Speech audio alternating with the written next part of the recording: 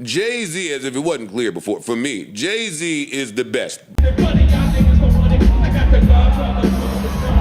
I mean, it definitely was crazy. Jay came out, he cut the hair. Beyonce cut his hair in the beginning of the show, which was crazy. I've never even heard of a rapper selling out Yankee Stadium 3 nights in a row. Because he looked like the old Jay-Z, the old Brooklyn, you know, he had that 200,000 out. Jay, you should have brought me and Fab out, Jay. What Jay just did at Yankee Stadium, you know, 3 nights, etc. For those who've been keeping up with Jay, Jay done sold out a stadium up there in New York 3 nights. My record label days and trying to make a song and trying to tour and coming from the era where they wouldn't let an artist do certain things, to him being the president, to him doing the Samsung shit, all of the scams and loopholes, and he did it, yo. Whether you want to admit it or not, it's the greatest career in hip hop. Been active for over 3 decades. 17 albums, millions of albums sold. Hip hop's first bona fide billionaire. Looking like the reviews are just crazy. And in 1996, when this man came out, he wasn't the hardest artist. He came out when Tupac All Eyes on Me came out. AT-Aliens came out that year. It was symbolic of somebody who has spent their entire career. Jay-Z was lost in the shuffle. So for him to have this longevity, to stay this long, to be able to do what he's done, you got to give flowers where flowers is due. Speaking directly to culture about culture. He's had such a remarkable career. It's almost astounding how many detractors, how many people don't like him, how many people have negative things to say about him. It's almost like he's hip hop's most talented supervillain. Like the famous quote from The Usual Suspects go, "The greatest trick the devil ever pulled was convincing the world he didn't exist." Jay-Z has dealt with many complications, many battles in his career. First things first, when he came out in 1996, everybody who was anybody dropped a damn near classic album that year. I mean, we had Mobb Deep, we had Outkast, we had Dr. Octagon, just too many people. Tupac dropped 2 albums that year. He dropped one, All Eyes on Me, then he dropped one after he died, Machiavelli. Jay-Z was really lost in the sauce under those circumstances. It's something that people said since Tupac passed away in 1996 and Notorious B.I.G. passed away in 1997. The first thing that Jay-Z really dealt with was that he wasn't really that popping when the other two were alive. Jay-Z wasn't great when Tupac and Biggie was alive. Like, it was Biggie, Tupac, Ice Cube. Nah. Hold on, you heard the reason was down. It wasn't hot until they died. Nobody really wasn't chasing. If the trajectory of what we saw from Ready to Die to Life After Death kept going, who knows what it looked like? And Tupac already had a discography that was already running its own lane. Will we still hear Jay-Z? Probably would. Are we talking about him today? I don't know. A matter of fact, he's been accused of swagger jacking. He's been accused of stealing their style. He's been accused of a lot of different things. And to be quite honest, he has used a lot of lyrics from Notorious B.I.G.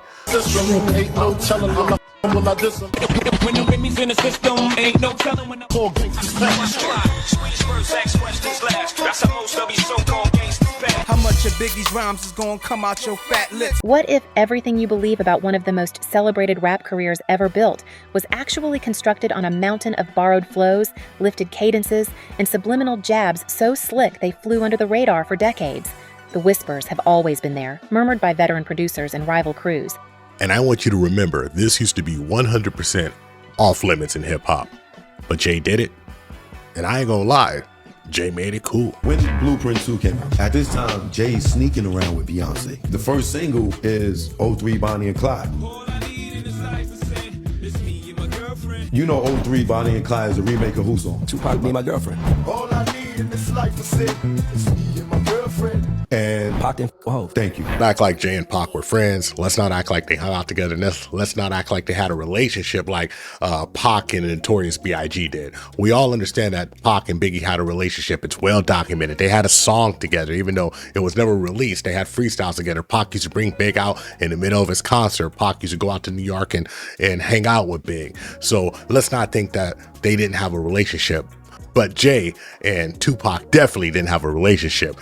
And I just want you to think right now, the gall it takes, the intestinal fortitude, the cunning, the business logic that it takes to take somebody's song who dissed you before, remake it, and put it on your album and add it to your catalog. I mean, I've never heard of that before. I know a lot of folks in hip hop do remakes. I mean, Snoop Dogg remade Lottie Dottie, somebody remakes this, somebody remakes that. But I've never heard of somebody remaking a song of somebody who actually dissed them before. They play the song, we watch the video. Everybody's like, yo, what y'all think? Everybody's clapping, and then there's dead silence. And I'm like, yo, why is Jay-Z doing Tupac's song over? Tupac don't f with Jay-Z. And everybody's like, shh. Dame says, somebody call Jay-Z and tell him what Choke said. And one thing that's going to become very apparent is that Jay-Z is in it for the money.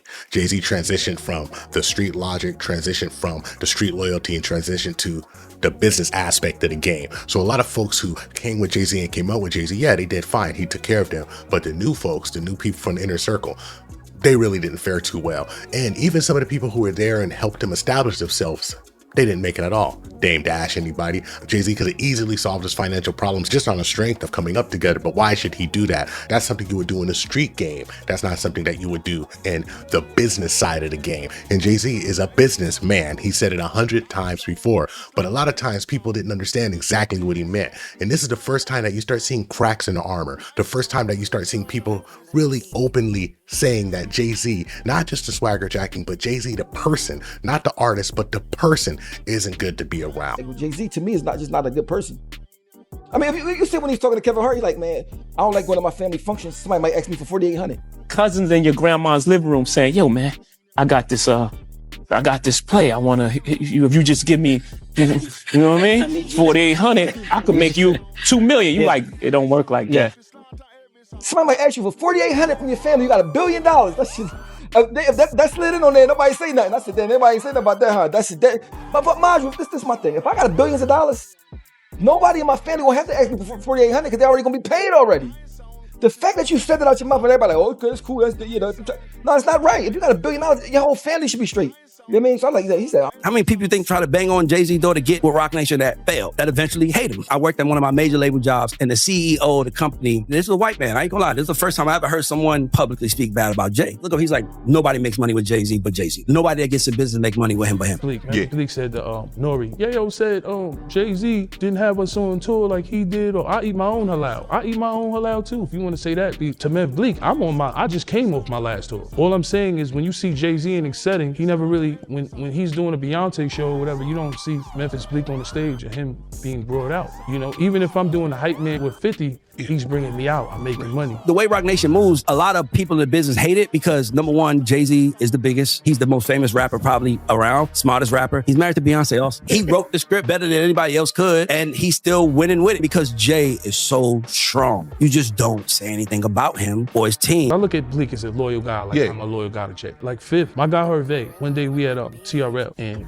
it's the Young Gun that's there. Yeah. And I'm talking to him about it. And Hervé says loud, you don't gotta worry about nothing. You got 50. Jay-Z doesn't do nothing for these guys like 50 does. And to be honest, being dogged by rumors is nothing new for a superstar. It comes along with the territory. And I personally don't believe in speaking about anyone's wife. I don't believe in speaking about anyone's family issue because speaking about people's family issue is generally off limit. But the alleged rumor was that Jay-Z actually met Beyonce when they were 16, started dating when she was young. And of course, with the Me Too movement, the zenith of the R. Kelly trial, this alleged rumor dogged him and continues to dog him to this day. I got a bunch of comments on that video saying that Beyonce was underage when her and Jay-Z started dating. They have a 12-year age gap, and in an interview, Beyonce said that they met when she was 18, but didn't start dating till a year and a half later when she was 19. But Jay-Z did an interview with Charlie Rose saying they met 10 years ago, which would have been 1997, which would have made her underage. Regardless, their explanation is that they waited a while before they started dating, which is also like what Kylie and Tyga said, but I wouldn't say that's necessarily the truth. And there's something else that we got to understand. New York is competitive. New York is cutthroat. New York is the mecca of hip hop. It is the mecca of where the culture came from. New Yorkers believe they have the ultimate claim to hip hop. So, of course, there's competition, and 50 Cent has been on the competition's neck since day one. Whether you like him or hate him, very messy, yes, I understand. But even 50 Cent weighed in on Jay-Z's marriage, and that was one of the things that really let people understand that it was open game. That led to the rumors, that led to the innuendo, that led to him saying that he wasn't where he was until he married this woman, basically taking Jay-Z's fame and putting it secondary to his marriage to Beyonce, and then him getting the accolades because he got with Beyonce, almost like it was an arranged marriage or something of that nature. Look, when Jay signed his contract, the big one was with Beyonce. When he signed that contract, the marriage contract, he got trophies. Now those trophies came rolling in, buddy. He started getting Grammys left and right, man. I mean, look, if you look at his career, You're gonna let him say that? Jay was getting Grammys. He had one. Exactly. He had one. And he didn't show up. He has like 20 now. Hold on. And this is not everything that's gone on in the life and times of Sean S. Carter, of course. There's a lot of issues swirling around him. He's had a very long career. I mean, there was the Solange incident on the elevator when she attacked him, where he kept his cool. There was the Nas beef where Jay-Z obviously lost that battle but still recovered greatly. There was a Disastrous Blueprint Part 2 that dropped and really just didn't go anywhere or wasn't really up to the level that people expected from Jay-Z. There was the fallout with Kanye West, one way or another, whether you believe in Jay-Z or not. I mean, one thing that you can really say about Rockefeller is that, and Rock Nation, is that nobody really got rich under Jay-Z except for a couple of artists, and the artists that he really favored, and these artists would have been breakout artists without him. I mean, is there any doubt that Rihanna wouldn't have been a star? Is there any doubt that Kanye West wouldn't have been a star? These folks have undeniable talent. After the NFL boycott, you partner with the NFL. There's a Target boycott, you do a deal with Target. But at the end of the day, it just starts to look, as Joe would say, it starts to look away. Y'all let him play in y'all face. Show up to the Roots picnic with this big blowout afro, trying to be like Questlove, trying to be pro-black. Then turn around and collabs with Target knowing we're boycotting Target, right? But what it really comes down to is that Jay-Z himself, he's in it for himself, and that's just apparent. Memphis Bleek said so, and that's when he really got himself in trouble. And you all know what I'm talking about, the Target debacle. Memphis Bleek went on a podcast and basically, long story short, what he said is, we ain't no activists. Why are y'all expecting us to move like that? Why are y'all expecting us not to do business with Target?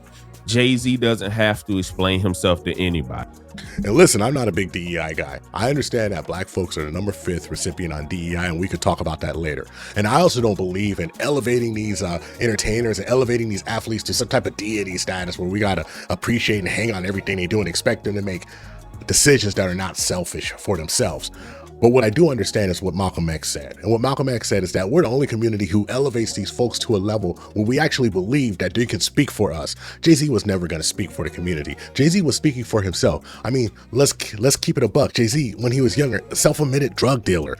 Memphis Bleek said he went into his house in the middle of the projects and it was all decked out. I imagine Simi from Coming to America when he redid the condominium in Queens.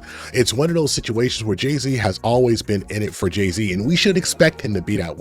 And we can't expect somebody to be a benevolent millionaire, because the more money you get, the further away from reality you get from the people. I don't know any billionaires who are walking around amongst the people. They're worried about losing their money. I mean, people act crazy on payday. I've literally seen people get bougie on their payday or when they get a pay raise and stop messing with the people they messed with before. And now we expect somebody who's a billionaire to do that.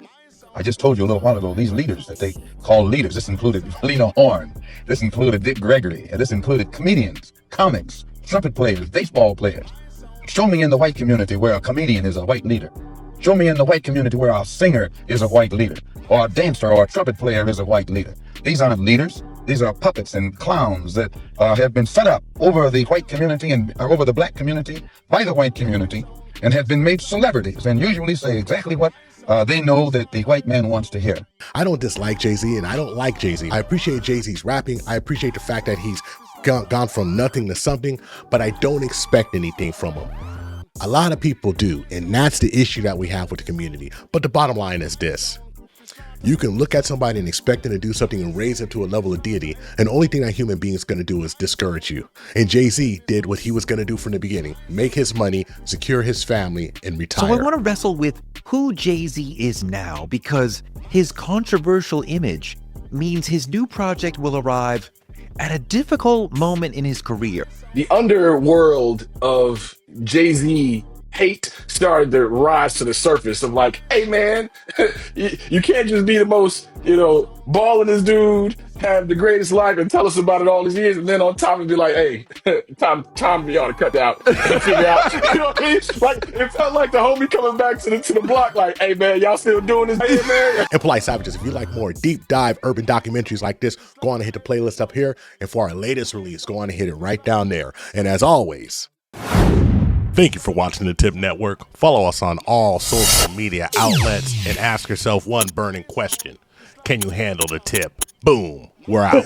We found true happiness